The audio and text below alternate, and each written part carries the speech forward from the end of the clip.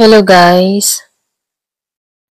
Welcome. Collective reading tayo ngayon. So, tingnan natin kung ano yung current energy ng person mo para to sa mga no contact situation. Be open-minded po, hindi po halos lahat makaresonate. So, tingnan natin kung ano yung kanyang sitwasyon. Start na tayo. Give it the message, ano yung situation ng person mo.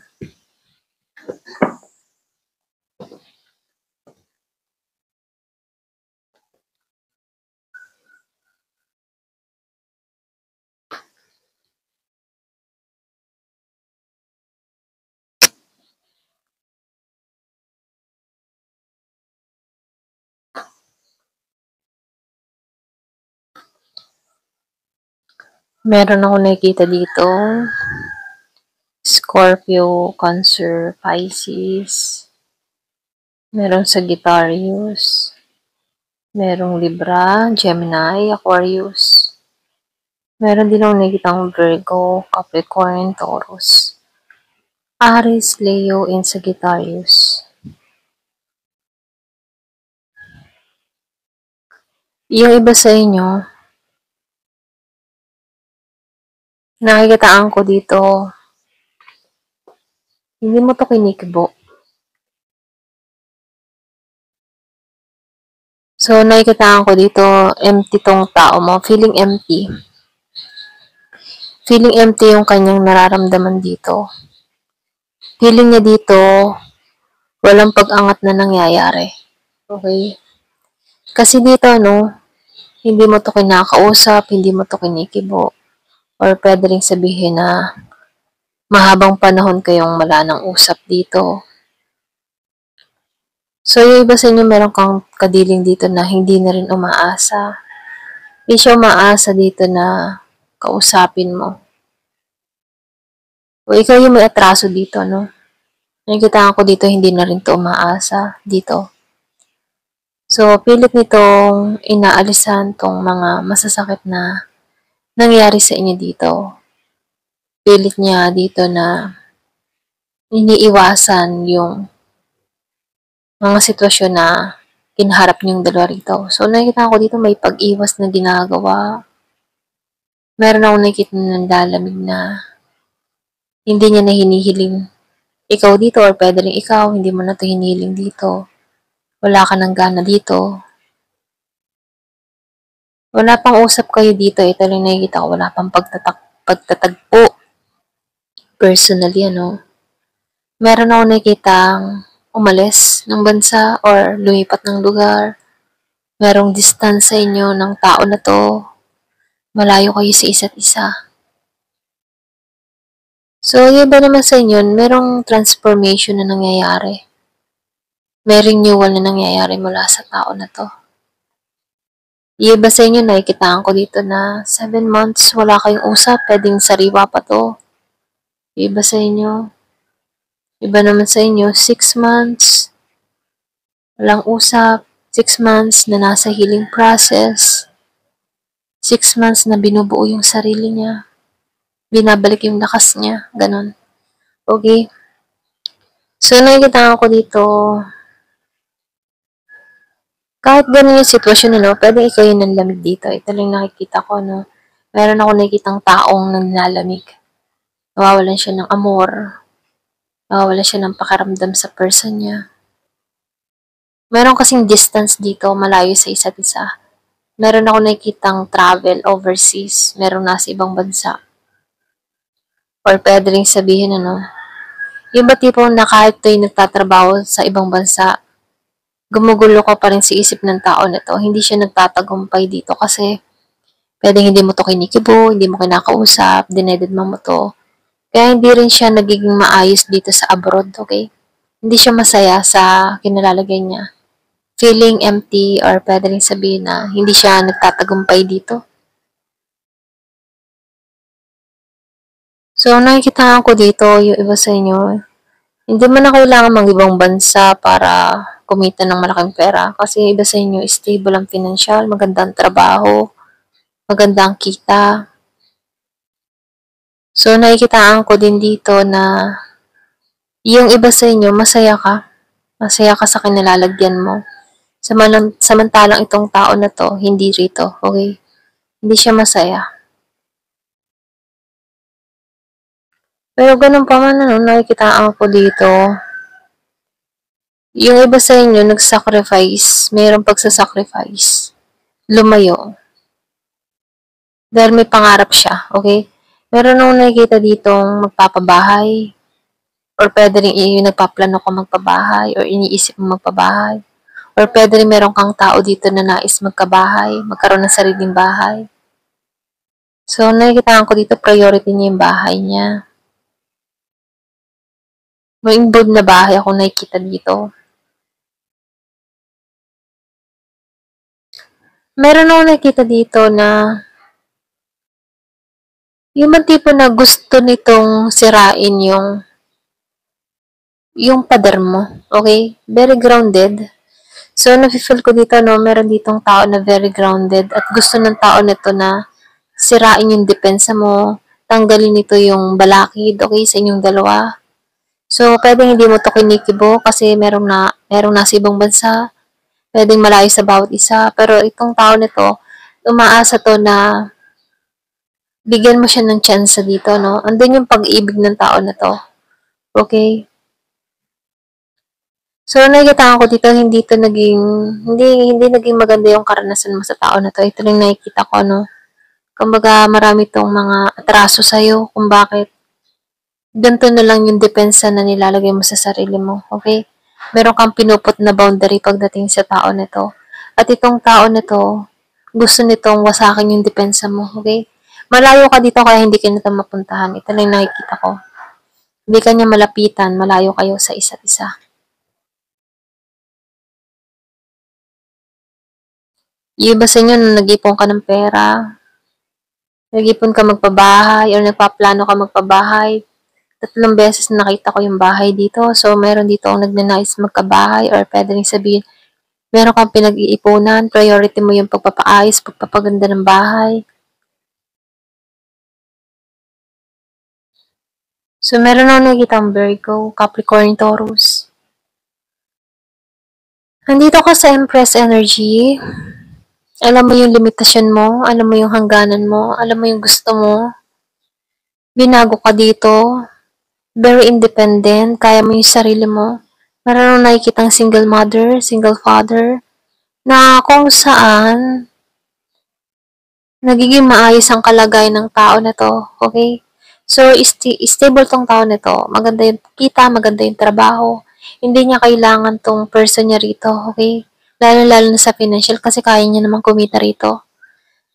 So, nakikita ko dito, pinag-iipunan niya to. Meron siyang pinag-iipunan, meron siyang gustong marating, or pwede rin meron siyang gustong patunayan dito. Masaya tong tao na to sa kinalalagyan niya. Okay, pwede ikaw to. Meron ako nakikitang Taurus.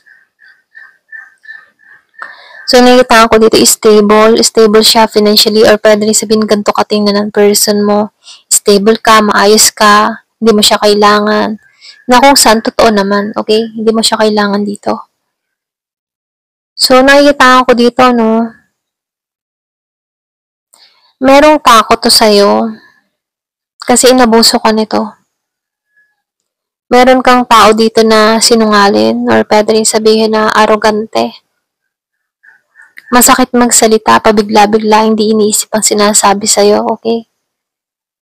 Kaya lang itong tao nito, magbabalik to, gustong ayusin, gustong i-rebuild yung connection, gustong makipagkasundo sa'yo. Kaya lang nakagawi ka sa ibang panig eh. Alam mo yun? Kumbaga, itong tao nito, nakikipag-ayos sa'yo, pero ibang attention mo. Ganon. Hindi mo to pinagtutuunan ng pansin. Pero itong tao nito, gusto ka nitong offeran, gusto ka nitong yung mga makuha muli yung loob mo. Meron tong ibibigay na regalo, ganyan.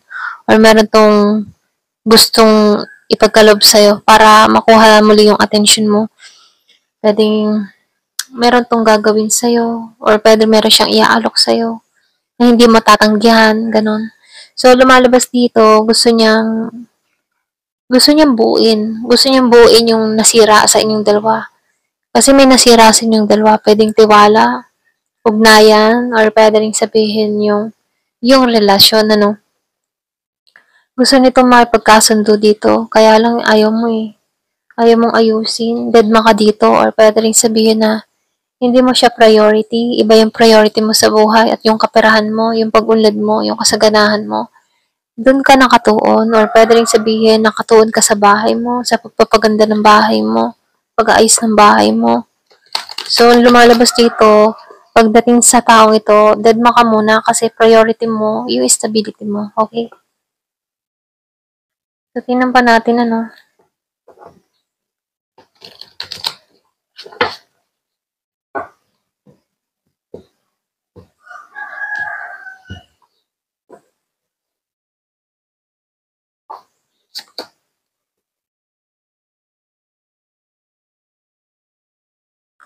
So, nakikitaan ko dito,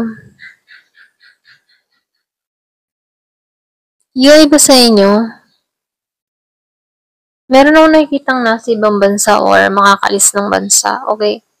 Yung iba sa inyo, priority mo yung goal mo, priority mo yung pag-unlad mo, meron kang gustong mapundar, meron kang gustong marating. So, meron akong nakikita nagbabalak mga ibang bansa, yung iba sa inyo, no? Kumbaga, gustong bumawi, or pwede rin sabihin meron kang person dito na hindi naging mapalad sa last job niya, last travel niya, na kung saan ngayon umaasam tong tao nito na maging maayos ang lahat. So, nafe-feel ko dito, meron tao ditong aalis muli, or pwede nagbabalak mga ibang bansa dito. Okay? Nakita ko yung Capricorn. So, nafe-feel ko dito, no, meron ditong tao na gustong makipag-ayos. Kaya lang dito, wala ka ng tiwala sa taong ito. Meron akong nakikitang Capricorn, okay? So, nakikita ko dito, meron kang person dito na babalik to na gustong may patunayan sa'yo. Ganon. Babalik to na gusto niya matagumpay siya dito. Kasi dito, andito ka sa Empress eh. Ibig sabihin, tagumpay ka. Kaya itong tao nito, gusto niyang pantayan yung tagumpay mo.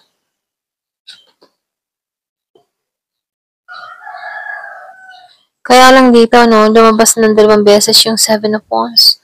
So, lumalabas dito, ang laki ng nilalagay mong boundary sa sarili mo.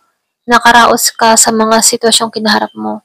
Lalo lang sa mga pagsubok mo dito sa taong ito, okay? Handa ka rin sa pakikipagdigma. If ever na tumungo to sa'yo, or sabihin natin na sabihan ka dito, handa ka sa bibitawan mong salita. Prepare ka.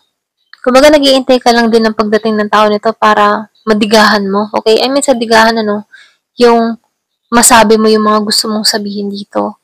Kasi dito, lumalabas dito na prepare ka eh. Handa ka sa labanan, handa ka sa digmaan. Ganun yung energy mo, no? Kumbaga, kung pupuntahan ka ng tao nito at sisisihin ka lang, handa ka din ibato yung mga sandata mo. Ganun. Meron nung nakita, Pisces.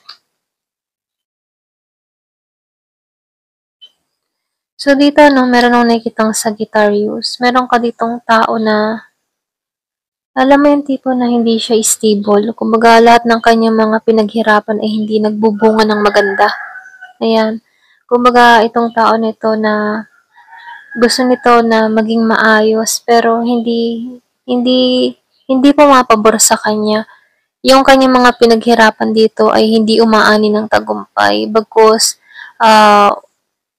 kumbaga, nakikita ko dito yung hindi umuusad, hindi nag-aal ng tagumpay, ganun at ganun pa rin, hindi tumutubo kung meron man itong business, ano. Kumbaga, steady lang siya, pero hanggang ganun lang, hindi nakikita yung pag-angat, ganyan.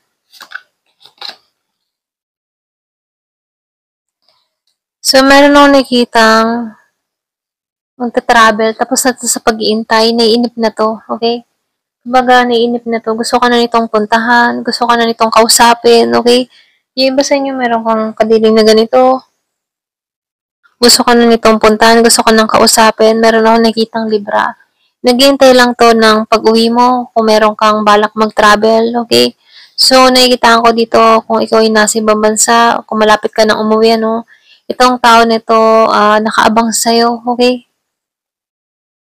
Nakaabang siya dito. So, lumalabas dito, no? Marami tong atraso sa'yo. Okay? So, meron akong nakikitang didepensahan yung sarili. Meron akong nakikitang matalinong tao dito. Okay? Kumbaga, itong mga pinagdaanan niyang ito yung nagbigay sa kanya ng talino para kaharapin yung panibagong pagsubok niya rito, no? So, lumalabas dito, marami siyang mga pinagdaanan, maraming betrayal siyang naranasan, pero bumabangon pa rin siya dito. Dito sa mga karanasan niyang ito, dito siya tumatatag, dito siya tumatalino rito. Habang tumatagal, lalo tong nagkakaroon ng talino sa sitwasyong kinakarap niya dito. Meron akong nakikita dito, Scorpio.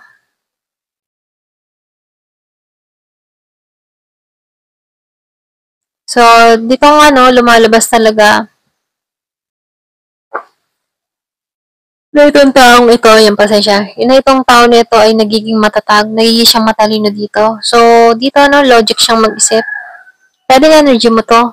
Logic ka mag-isip, hindi ka basta-basta, yung bang hindi ka basta-basta magiging pabigla-bigla dito. Nag-iisip ka muna yun ng mga desisyon na gagawin mo dito. Ito lang nafe-feel ko sa'yo. Kumbaga, maraming ka na kasing pinagdaanan dito kung bakit nagiging kang matatag dito. So, dito, kaya mo nang i-handle yung sitwasyon na kinakaharap mo mula sa taong ito, okay? Meron nung nakikitang naging matalino sa mga nangyayari or sa sitwasyong kinaharap niya dito. Kumbaga, nahahasa tong tao na to, okay? So, nafe-feel ko dito, hindi nito pinaiiral yung love, kundi isip, okay? Nagiging siyang matalino, mas nangingibabaw sa kanya yung kanyang utak dito, ganyan. Kasi naranasan na nitong hindi maging balanse or pwede rin sabihin na naranasan na tong maloko, okay? Lalo-lalo na sa pera. Kaya dito, pagdating dito, nagigitong maingat, hindi nito pinaiiral yung bugso ng damdamin. Okay, pinaiiral nito yung kanyang logic, yung kanyang utak dito kasi iniisip ng tao nito na baka mamaya linlangin siya o baka pera lang habol sa kanya. Pwede nga iba sa inyo, nag-iisip ka ng ganito, no? Kung babalik man itong tao mo, iniisip mo dito, ano kaya, mahal ba talaga ako ng tao na to or baka may kailangan lang siya sa akin dito, okay? So, dito, ka lang maingat. Meron ako nakikitang Leo. Kasi ayaw mo na mapaglinlang dito. Ayaw mo na gugustuhin ka lamang dito dahil sa estado mo sa buhay, ano? So, lumalabas dito, kang maingat sa sitwasyon. Kasi dito, nakikita ko ditong matagumpay ka. Meron kang ditong tao na nagsisimula pa lang ulit, okay? Meron siya mga pinagdadaanan, hindi nagiging maganda yung financial niya dito. Nausan no, pwedeng ikaw na lang naiisip ng tao nito na paraan para makatulong sa sitwasyon niya.